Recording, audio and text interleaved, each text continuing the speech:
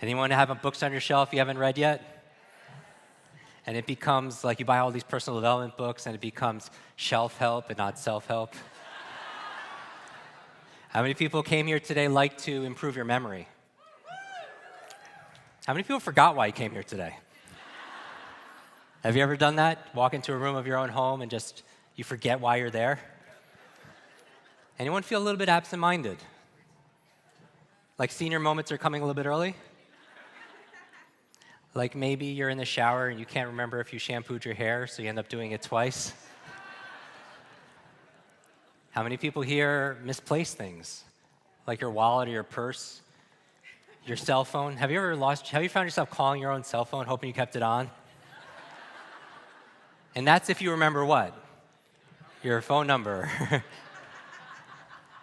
Or you misplace things like your car keys, or if not your car keys, something a lot larger like your car. Ever misplaced your car somewhere in the parking lot? You see the people walking around with their car alarms. It's like GPS trying to figure out where they parked their car. And what about names? How many people here honestly have trouble remembering people's names? How many people forgot someone's name that they met here at this event? Amazing, right? So I'm going to ask you to keep standing just for a moment. Let's start with my name. Hopefully you remember it after we're done. My name is Jim Quick with Quick Learning, and I help people learn quickly. The question I always get is about my last name. My last name really is Quick. I didn't change it to do what I do. With a name like Quick, you could say my life and my destiny was really planned out.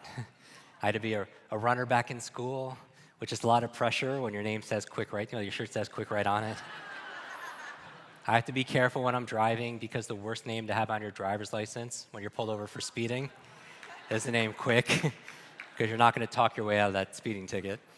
And I get to do my dharma, my mission, which is helping people learn faster. I think it's one of the most important skills to master, regardless of your age, in the 21st century, the ability to learn more rapidly, any subject, any skill. And that's really what this next hour is going to be about. I'm going to give you, I want this time, over the time that we spend here, to be worth it. The whole tuition for you to be here, I know it's a lot of sacrifice to be here financially.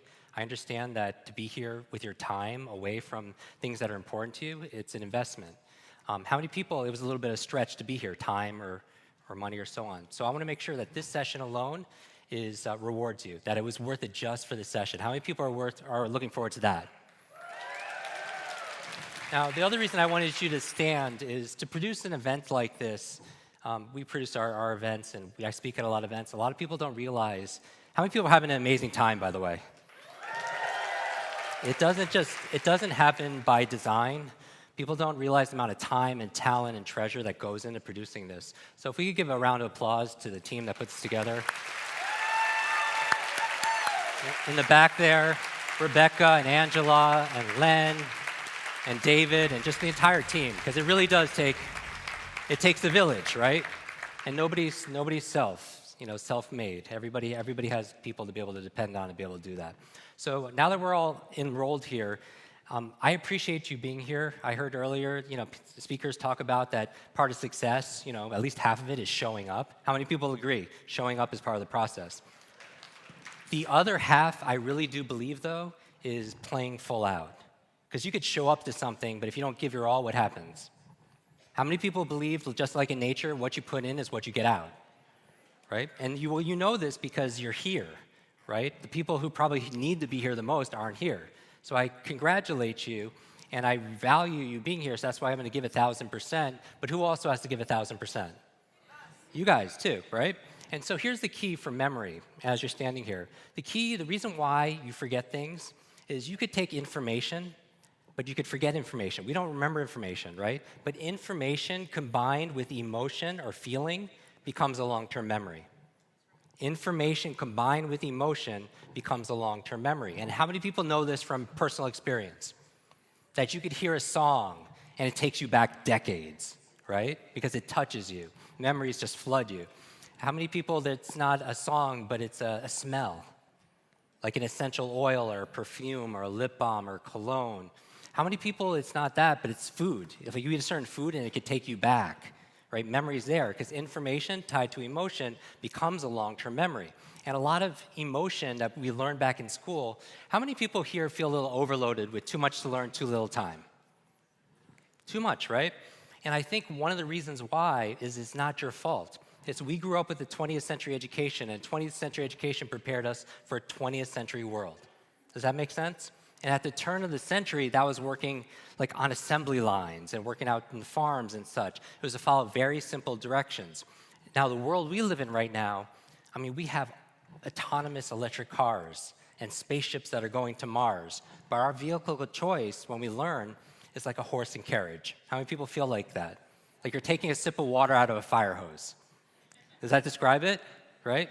And so the way to get out of that, because we grew up in such a passive state, and if you're bored going back to school and your feeling is zero, information times zero equals what?